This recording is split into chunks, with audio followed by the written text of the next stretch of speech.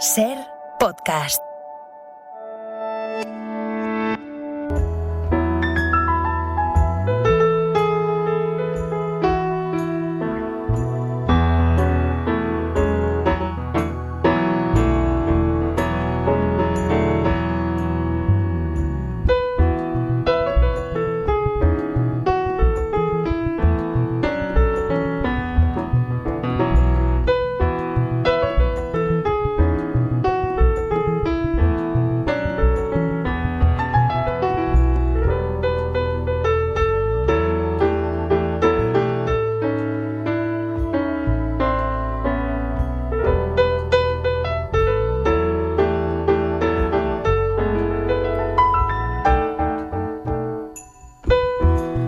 Desde París está ya como cada mañana de domingo Marc Bassets, corresponsal del País en esa capital francesa. ¿Cómo estás, Marc? Buenos días.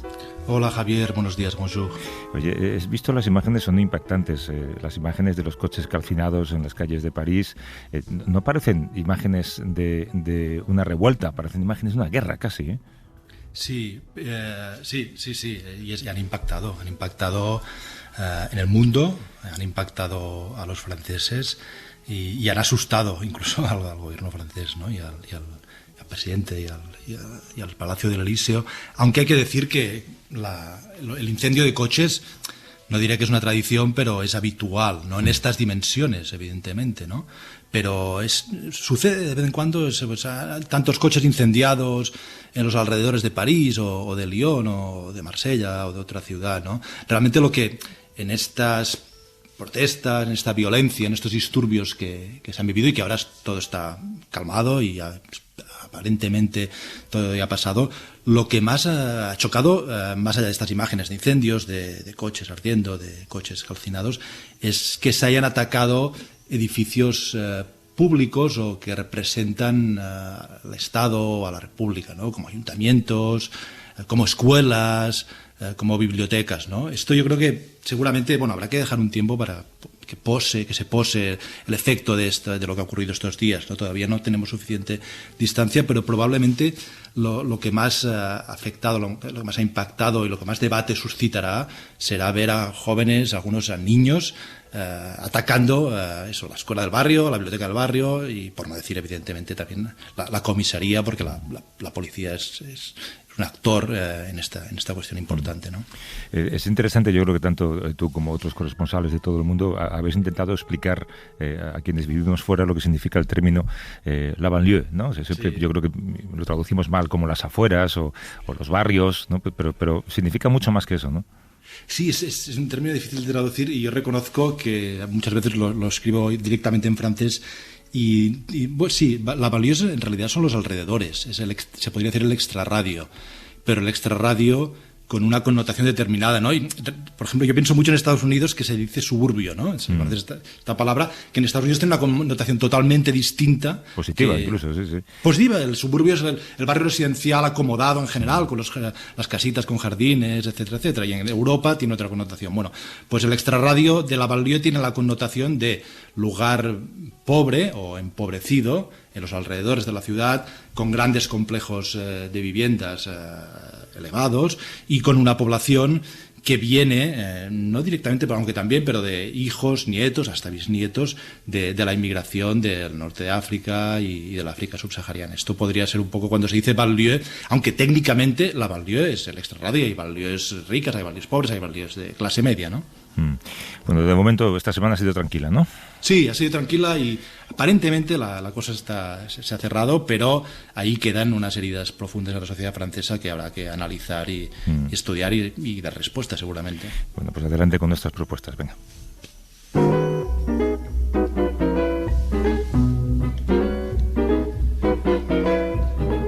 What is this thing called love?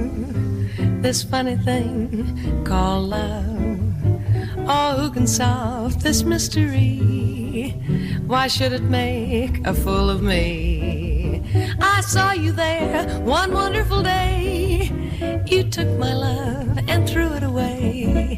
That's why I asked the Lord in heaven above, what is this thing called love? Julie London juega seguro ahí, Marc. Sí. Buenísima esta canción, Buenísima. increíble esta cantante también.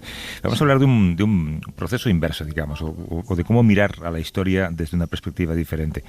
Cuando hablamos del descubrimiento de América, solemos tener muy presente que obviamente comenzó con un proceso en el que personas de Europa viajaron al otro lado del Atlántico y fluyeron en la vida de quienes allí vivían de forma irreversible, de forma violenta en muchos casos, y aunque tenemos nociones, es menos conocido desde este lado del mar, digamos, la vida que tuvieron las personas indígenas después de que comenzó esa colonización de América.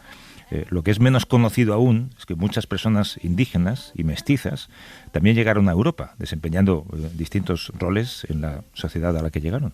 Sí, Javier, y esta es la historia que cuenta y que documenta un libro muy interesante, El descubrimiento de Europa, indígenas y mestizos en el Viejo Mundo, publicado por Crítica, y el autor es Esteban Miracaballos, historiador español, y este libro explica la historia de los indígenas americanos que después de la llegada de Colón a América, a su vez llegaron a España, a Europa, por millares, ¿no? Esto fue a finales del siglo XV, principios del XVI. Una mayoría de estos indígenas que llegaban a España desde América lo hacían forzados, eran esclavos, muchos de ellos les marcaban a hierro en la cara, pero había otros que eran libres y venían y descubrían Europa. Evidentemente no la conquistaban, pero la descubrían. Yo me he acordado de una novela francesa que salió hace un par de años, que se titula Civilizaciones, de Laurent Binet, un novelista francés, que se imaginaba qué habría ocurrido si en vez de ser los europeos que conquistaban América, eran los incas que conquistaban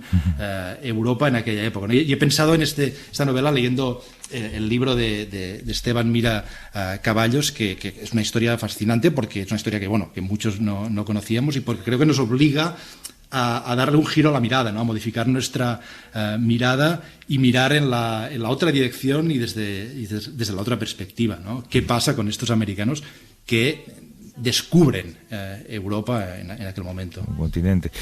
Nos escucha Esteban Miracaballos, el historiador. ¿Cómo estás, Esteban? Buenos días. Pues nada, buenos días. Un placer estar con vosotros y con vuestros oyentes. Es un libro fantástico, tengo que decirte que nos ha encantado, desde el punto de partida hasta las conclusiones a las que llegas, que tampoco son, conclusiones radicales, ¿no? No se sabe muy bien cuáles son las consecuencias de esta historia, ¿eh? Claro, es una línea de investigación que está prácticamente en los albores, porque siempre, como habéis comentado, se ha estudiado la llegada de Europa a América, ¿no? Lo que es el descubrimiento, la conquista, la colonización, pero no a la inversa. Y es que, bueno, pues había una cosa que sabíamos algunos datos sueltos, pero no en su globalidad, y es que el flujo fue bidireccional. Y prácticamente 5 meses después de llegar Europa a América, estaban llegando indígenas a la península ibérica, y lo importante es que ese flujo no se va a cortar hasta el siglo XXI, o sea que es un flujo bidireccional que dura 5 siglos, ¿no? Y eso es algo que la gente no lo tenía claro, ¿no?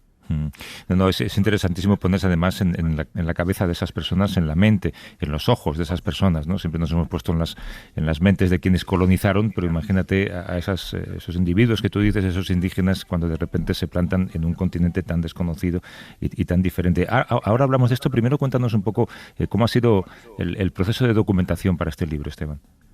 Bueno, es un tema de investigación que llevo pensando en él, dando conferencias y publicando desde 1993, que di mi primera conferencia en Leipzig sobre esta temática, ¿no? Por tanto, ya digo, es uno de mis temas de investigación que llevo 30 años trabajando.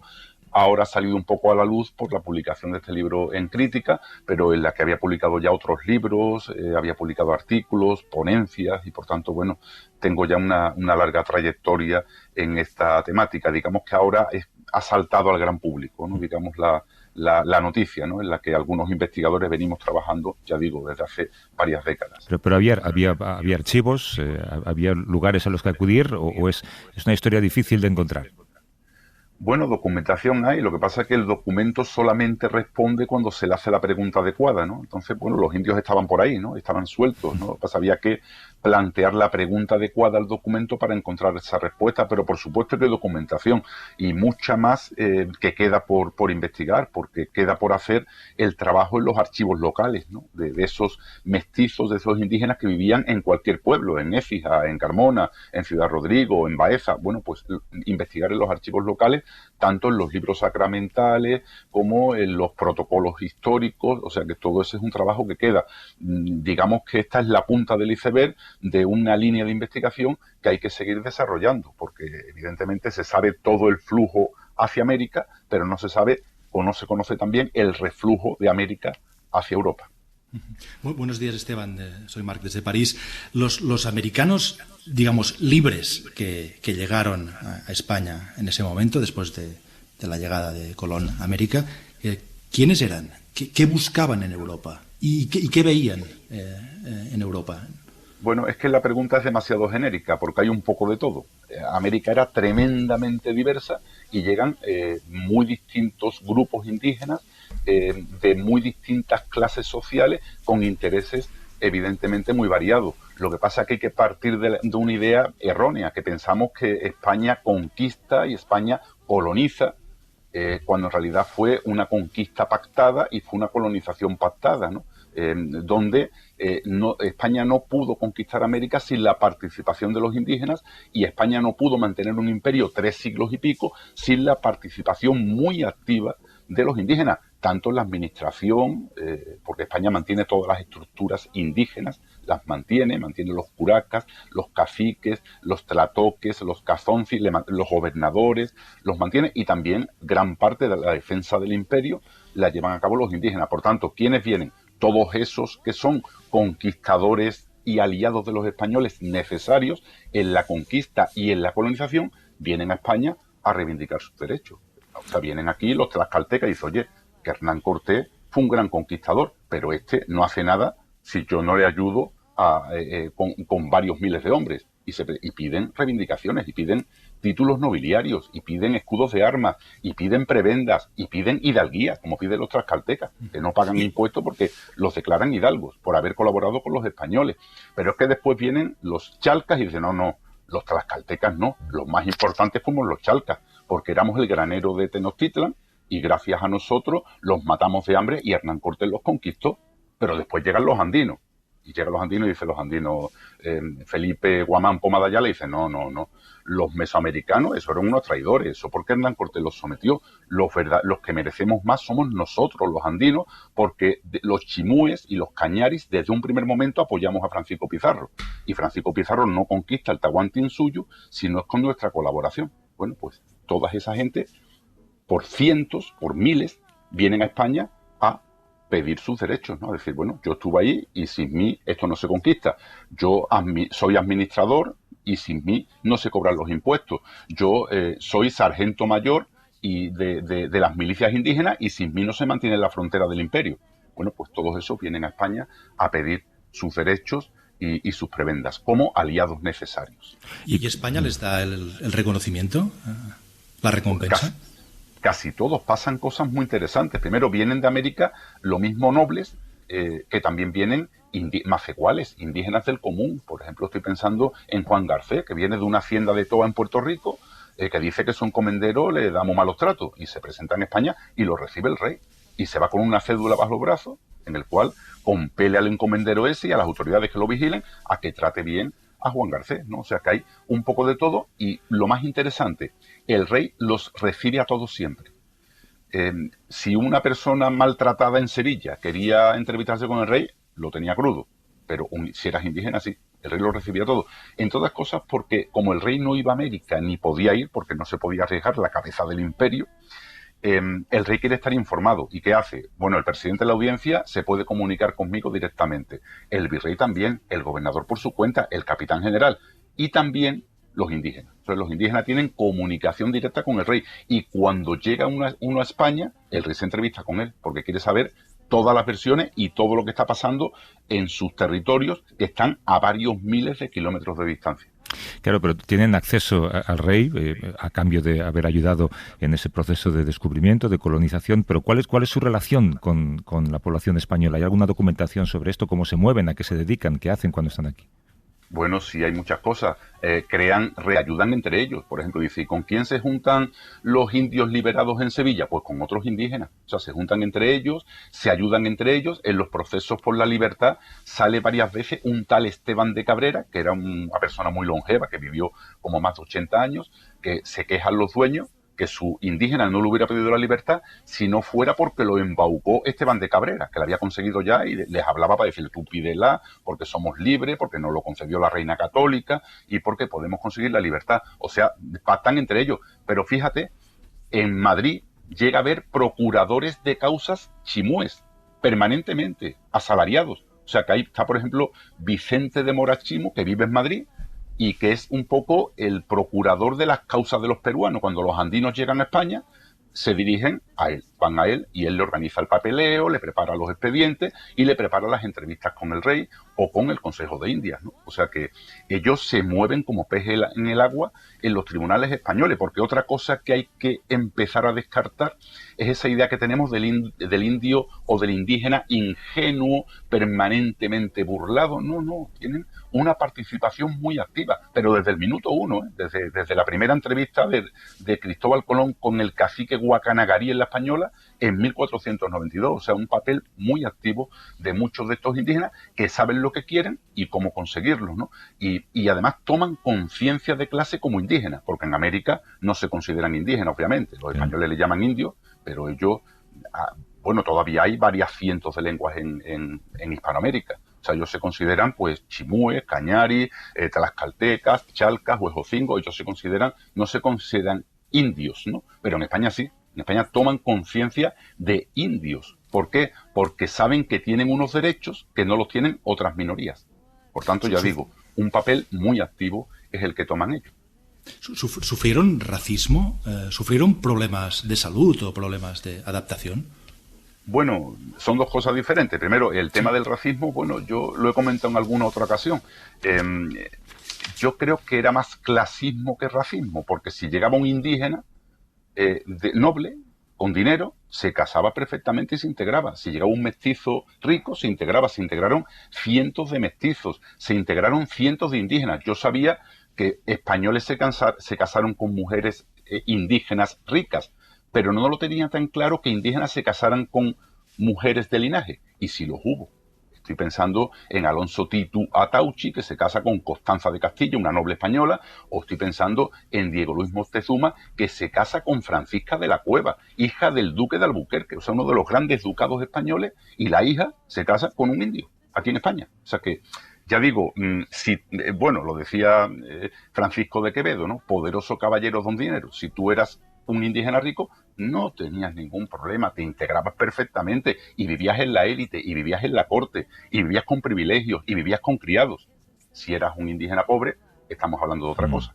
Pero bueno, que es que el ser humano no ha cambiado tanto, exactamente igual que en la actualidad, que en España tenemos dos palabras para designar al de fuera. El inmigrante, si es una persona pobre que ha llegado de una manera u otra, y el extranjero, ¿no? Yo en mi mismo pueblo donde vivo conozco algunos que son inmigrantes y otros que son extranjeros. Es verdad. O sea, bueno, pues un poco pasaba lo mismo entonces.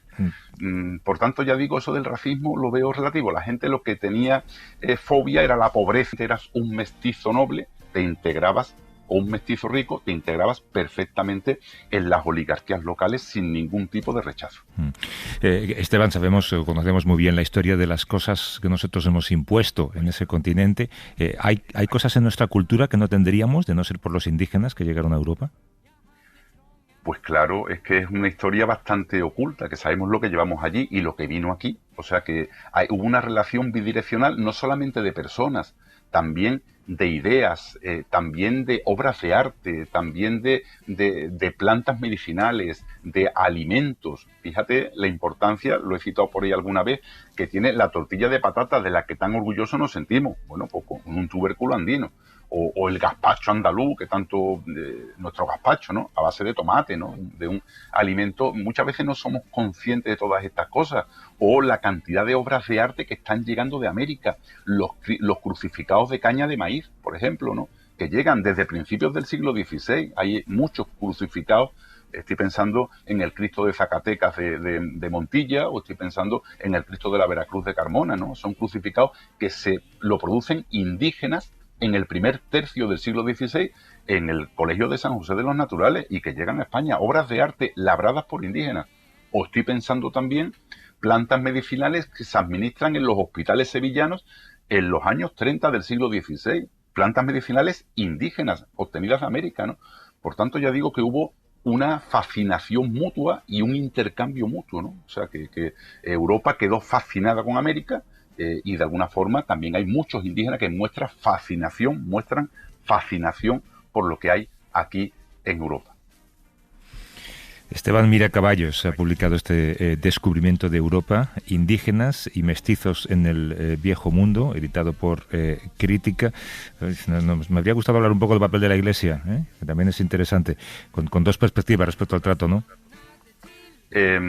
Bueno, en general, yo sí que creo que la Iglesia, bueno, pues hizo una gran labor en la lucha por la justicia en toda la conquista y colonización de América, independientemente de que, por supuesto, nadie, ni siquiera el padre Bartolomé de las Casas, tan crítico, se planteó la posibilidad de que pudieran mantenerse en la idolatría o sea, que todos, la Iglesia en bloque, pensaban que había que salvar a esos indígenas y se tenían que convertir al cristianismo, ¿no? Pero bueno, eso sí, es cierto, pero también es verdad que la lucha por la justicia en buena parte del seno de la Iglesia, ¿no? Esteban Miracaballos, enhorabuena por este libro y gracias por la conversación y por la clase magistral que nos has dado. Un abrazo. Un abrazo, ha sido un placer. Hasta luego.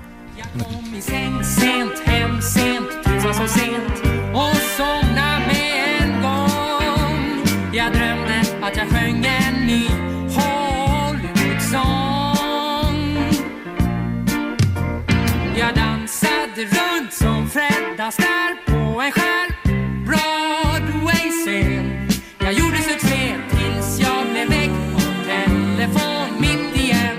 Snygga. ¿Cuál era el nombre de la novela francesa que citabas antes, Marc? Sí, Civilizaciones, de Laurent Binet. Está traducida al castellano. Pues mira, también es una buena lectura para completar la de El Descubrimiento de Europa, que también es un título muy provocador.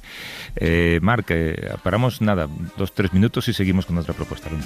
Perfecto.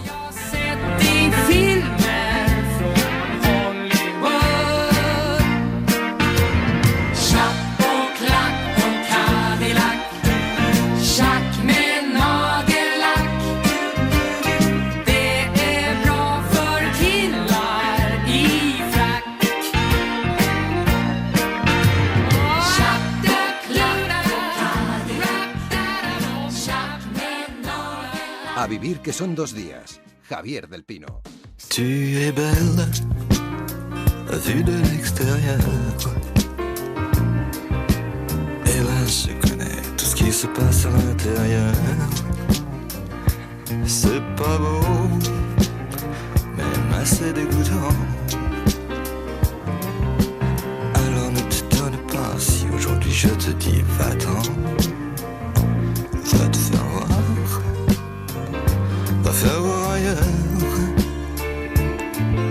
Tu roues doudou, tout mou, tout doux est en postérieur. Il est beau. No tengo el gusto, Marc, de saber quién está cantando aquí. Serge Gainsbourg, el gran compositor, cantante francés. Esta canción es de los 70. Tiene años entonces esta canción, ¿no? Sí. Es una fresca, sin embargo.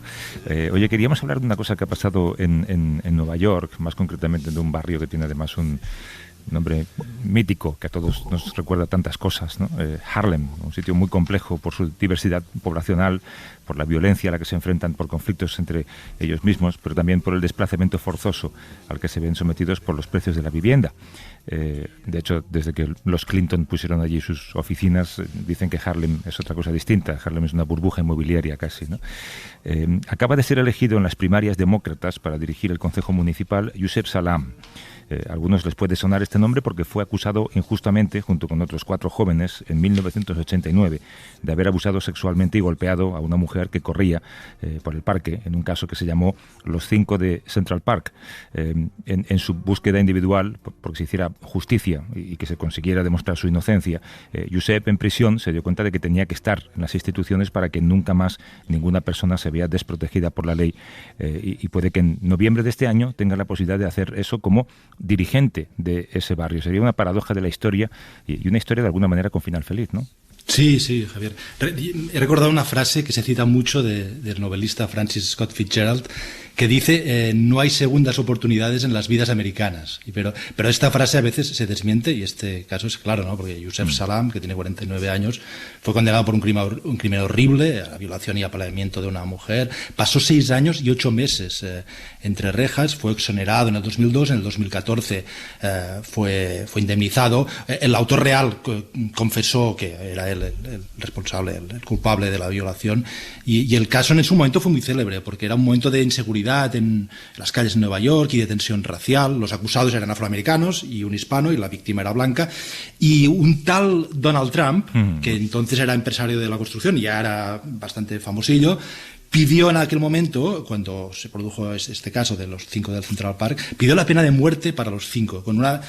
Compró una página entera de publicidad en 5 periódicos de Nueva York y pidió la pena de muerte. Ya ves que Donald Trump apuntaba maneras. Sí, de hecho, pedía la reinstauración de la pena de muerte, se gastó dinero de su bolsillo. Lógicamente, su negocio era inmobiliario y quería hacer creer que Nueva York es un lugar seguro. Por eso pedía esta pena de muerte. Y cuando era presidente le preguntaron si se arrepentía de aquello, Marc, y sabes lo que respondió, ¿no?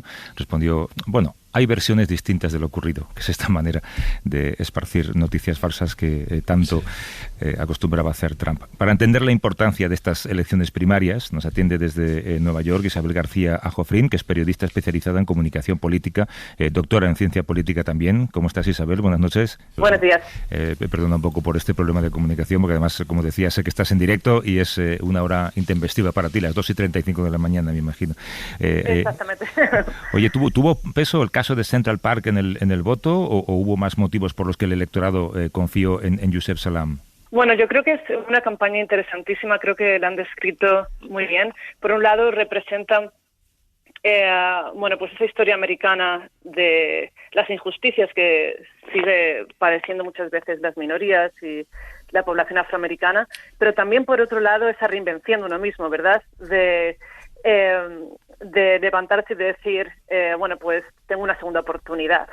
Creo que en esta campaña es importante tener en cuenta que, como han dicho anteriormente, se trataba de una persona y de un caso que fue muy conocido, por lo que no se puede obviar ese aspecto. Es decir, él nunca ha sido elegido un cargo público, pero sí es una persona que representa Harlem y especialmente Central Harlem, también porque conoce esas injusticias que muchas personas pueden sentirse identificadas. Entonces creo que sí tuvo peso, pero también creo que es decir que las campañas cuentan, y hizo una campaña, creo, muy estratégica, utilizando muy bien los medios de comunicación, y creo que ha conseguido gracias a eso esa segunda oportunidad que no solo es para él, sino que también puede ser de gran ayuda para las personas de Harlem. En Estados Unidos, desde hace años, el debate sobre el sistema policial, el sistema de justicia y el sesgo racial o racista que puede haber es un tema de debate y un tema preocupante. Esto lo ha jugado Josep Salam, porque claro, él lo ha vivido en primera persona. Para él esto no es teoría. Pasó mucho tiempo en la cárcel por este error y por estos fallos en la policía y en el sistema judicial. Claro, yo creo que es imposible que los vecinos de Harlem, especialmente, pues quizás hombres o chicos jóvenes que hayan vivido situaciones parecidas, es imposible que no se sientan identificados. Y quizás los otros candidatos que competían por el mismo escaño también son personas de la comunidad, son personas de Harlem, también son afrodescendientes, pero es cierto que no es lo mismo decir de trabajar por la comunidad, que simplemente es escalofriante ver en algunas entrevistas y saber, ha pasado 7 años en la cárcel, como quizás un caso o casos que otras personas puedan conocer, y creer que ese mensaje no es solo un mensaje para ganar votos, sino que realmente es alguien que quiera trabajar por la comunidad porque lo ha vivido en primera persona. Entonces creo que eso es importante. Y como decía, además de que por supuesto las campañas cuentan y son muy buenas campañas. Pues que es sumamente relevante, yo creo que además es paradigmático, ¿no? Que pueda llegar a dirigir un barrio, una persona que ha estado en la cárcel acusada de un crimen que no ha cometido y además un crimen azuzado de alguna manera por agentes inmobiliarios como Donald Trump, que me imagino que en el fondo lo que querían era convertir Harlem también en su propio patio de negocios, ¿no? ¿Cómo es ese barrio ahora mismo, Isabel? Porque ha pasado de ser durante años lo que típicamente se llamaba gueto, ¿no? A ser un lugar en el que muchas empresas quieren instalarse y quieren de alguna manera echar a la población original, ¿no? Claro, es decir, ahora mismo Harlem está, por la zona en la que está situada, es decir, con acceso a tanto transporte público, es una zona en la que, como en otros diferentes vecindarios de Nueva York y de grandes ciudades, la gentrificación es obvia. Se está construyendo nuevas viviendas, algunas personas que nunca hubiesen vivido en un sitio como Harlem se están mudando porque quizás se encuentran apartamentos más asequibles que en otras partes. Pero aún así, Harlem, especialmente Central Harlem, la zona en la que representa el distrito 9, que es el que probablemente suponemos que ganará las elecciones de noviembre, va a representar Joseph. Es un distrito que sigue teniendo una mayoría de población negra, también un porcentaje muy alto latino, y que además representa esa historia de Harlem, del renacimiento de Harlem, de activistas, de poetas, de lo que fue en el pasado, y que se sigue luchando para no perder por un vecindario que algunas personas llevan viviendo décadas, sus familias han vivido allí, y ahora que está mejorando quieren también beneficiarse de esas mejoras. Que Joseph Salam haya salido elegido en estas primarias, ¿dirías que significa que pese a todo, pese a las regresiones, pese a los Trumps y a sus amigos y todo este potente ultraderecha y el racismo en Estados Unidos, pese a todo esto, revela que las cosas mejoran en Estados Unidos, el hecho de que haya salido elegido este hombre?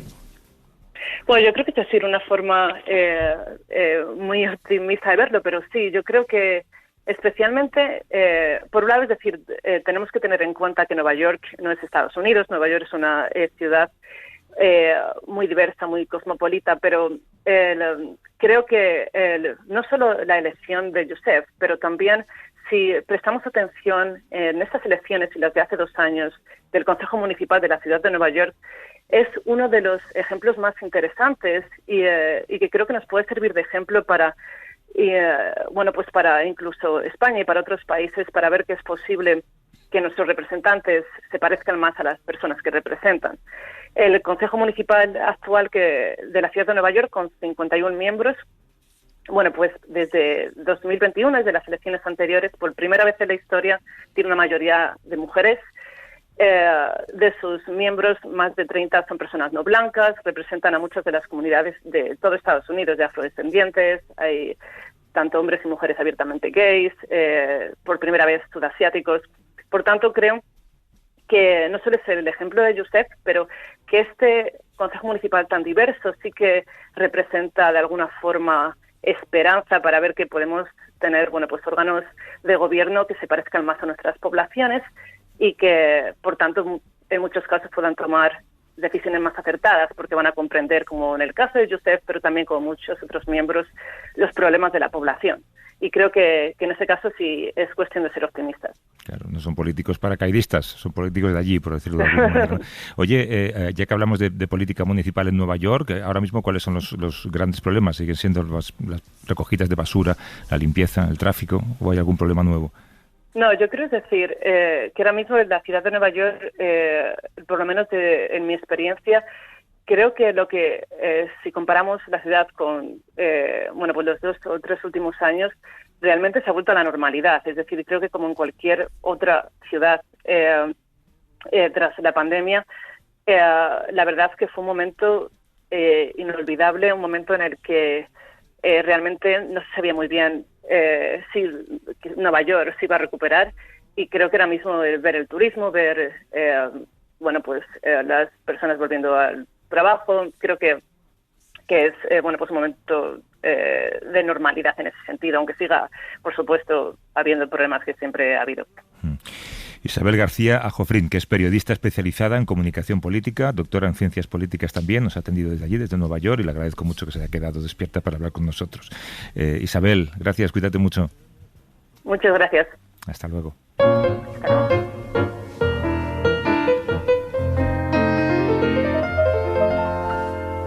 Goodbye, der letzte Tango geht vorbei. Das ist der Abschied für uns zwei. Claramente Isabel tiene formación en comunicación política cuando se le ha escapado esa frase tan buena de que conviene que los políticos que nos representan se parezcan a los representados, ¿no? Sí, sin duda. Marc, esto es... Ingrid Kaven, Trans Europe Tango, actriz de Fassbinder, alemana, cantante de cabaret. Excelente, me encanta. Con el tango transeuropeo. Cuídate, Marc, hasta la semana que viene. Gracias, Javier. Hasta la semana que viene. Maintenant, dansons la fin de ce tango et repartons seul à zéro. Auf Wiedersehen. 2 pas en avant, 3 pas en arrière, en avant, en arrière, en avant. Para no perderte ningún episodio, síguenos en la aplicación o la web de la SER, Podium Podcast o tu plataforma de audio favorita. Cadena SER. La radio.